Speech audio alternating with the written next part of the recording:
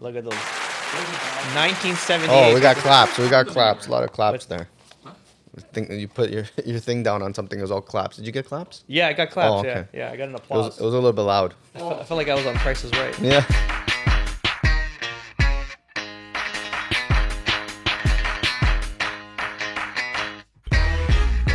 They're the 1978 edition. That's how they used to look in '78. Yeah, they're They used to play basketball. Listen to They're this. clean and.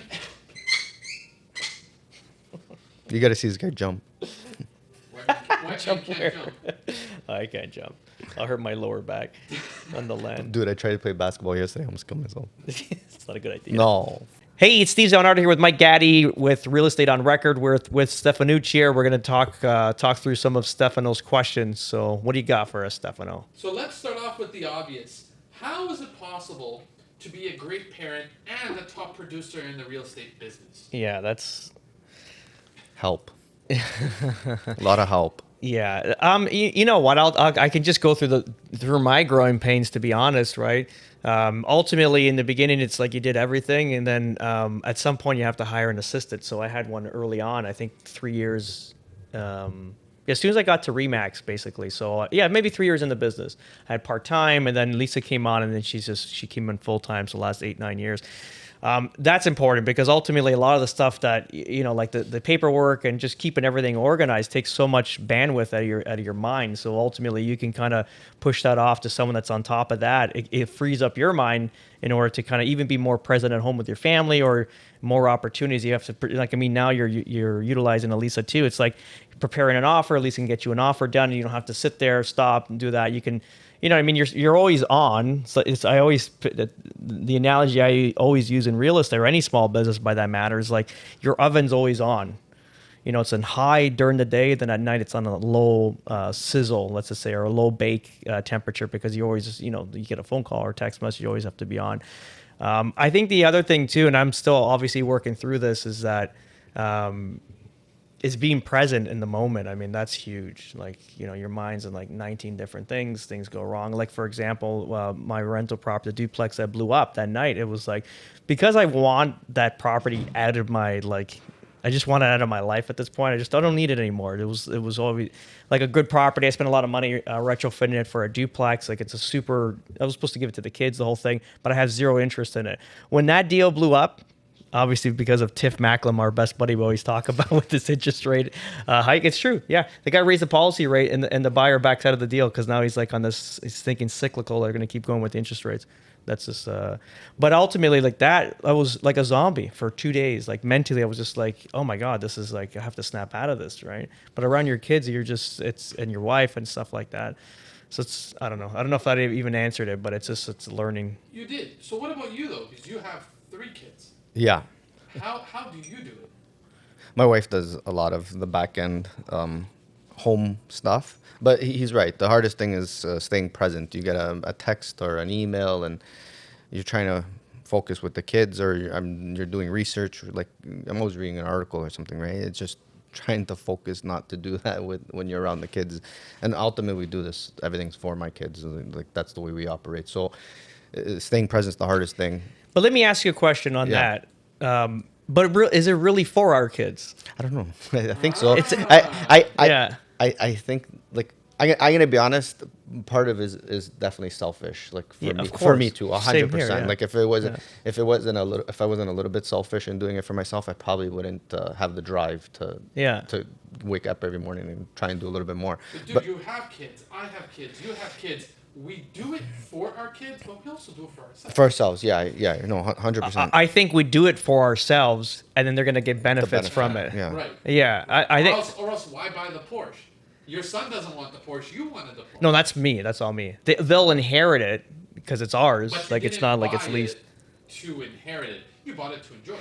No, I buy it. Like, look at these watches. I bought this watch, this Rolex. I was like 21. Like, it's going to be my son's watch at some point. Like, they're going to be handed down. No. But what yeah. Mike is saying, you essentially bought it because you like it. Of course, yeah. It's we have to. So is that bad?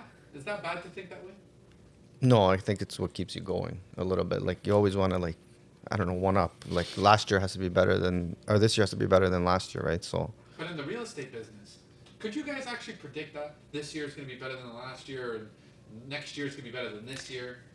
You know, the whole goal is to always increase business, right? Yeah. Like, I mean, yeah, you can predict this. Depends how much you're committed to putting the work in, right? Yeah. I think even now, what we're doing, even for me, just talking about myself, I've never been so focused on trying to create more business in other avenues. It was before um, I reached a point where I was doing 50 deals a year. Then it was like, wait, talking about being present with kids is just too much. And then the burnout, I didn't want to deal with that anymore. So I find a nice balance between that 35, 40 deals doing personally, where it was like, I can do it, but not be burnt out and still enjoy myself, right? Where it wasn't too difficult. So I kind of stayed there. But now it's like, we're totally focused on just revamping, building. I mean, we have our team meetings every morning. If I'm in Florida or I'm here, it doesn't matter. We're always talking. We're always talking about what's next, what's on the plate, how we're going to get further, what's coming up, how much more money to spend on marketing, or now, like, I mean, every time we're always doing something. Like, I mean, we're doing those videos with you, even though we don't expect that to bring like a windfall of business, but it's another touch that we're adding to the business that we didn't have prior. So when everything just kind of adds up, like even if everything we're doing is increasing, let's say 10%, top of mind agent, like 10% this, 10% that, at the end you're going to be this you'll be a force. And again, I've never looked into this because my whole goal in life is to be rich and anonymous. I'm an introvert by nature. I like small crowds. That's why my sports, I love golf, I love racing, I like pickleball. It's like individual type things, right? It's not like, hey, everyone's slapping ass in the locker room. I go, just, don't touch my ass. And I like to shower alone. I don't want to see it. I don't want to see your hairy ass or your genitals. Like, I'm not into that shit. I remember with a short story. I'm not gonna say who it was, but we were on a cruise and literally, like, and I didn't play competitive sports. I'm not used to locker room changing. Like, when you get maybe a little bit now because you're always doing something athletic. But back then, it was like I've never experienced like changing room man nakedness, right? So we're in the freaking sauna on this cruise, and the guy I was with was like a competitive player of soccer for like 20 years, so he's used to seeing. So I was so focused. I swear to God, and I'll tell you why why this story is funny, because so from the brim of his nose to his forehead, I was so focused, like laser. And then when imagine you're in that sauna for 45 minutes. That's like laser. There's no cell phones. You can't like, yes, I want to talk to me. It's like you gotta like So we get down to, I forgot where we land. I think it was in St. Thomas or St. Martin, one of those stops in the cruises. And then we were looking at watches. I actually bought that tag. You'll see it in some of the videos from there. And it was like, I was talking to the lady there that was selling these tag watches. She goes, we're talking like, like 1, 2 minutes, 3 minutes, 4 minutes. And she's like, is there something on my head? Because I was so fucking focused from the brim of her nose to her forehead. She thought she had something in her head. That's how like super focused I was when I saw that that sauna experience I had. No, yeah, but it's true. Like like even now, like we're like pushing. We're pushing forward and spending more money on marketing when other agents are pulling back. Yeah. Right. That's what I mean. Yeah, I don't know, and it's happening, right? When the market actually really turned and it slowed down, that's when we saw, like, when we were spending more money on marketing. And we went to Canada Post that one time, and he basically told us a lot of agents pulled back, and that's when the shift happened. I guess you got to keep pushing ahead with marketing, even when other guys are kind of slowing down. Yeah, as long as it doesn't bankrupt you, right? So yeah, I think you got to keep going. We kept going. We're still doing everything, plus all the Florida stuff. Right timing, though? For what? It's consistent. It's not the right time or wrong time. It's consistency. Timing, what is it? Yeah, consistency. Yeah. So when we knew that what everything was going to happen, the market was I sold a shitload of real estate. You can't say that I didn't time the market perfectly last year. I knew it was coming down the pipe. I sold, a shitload of real estate before it all happened.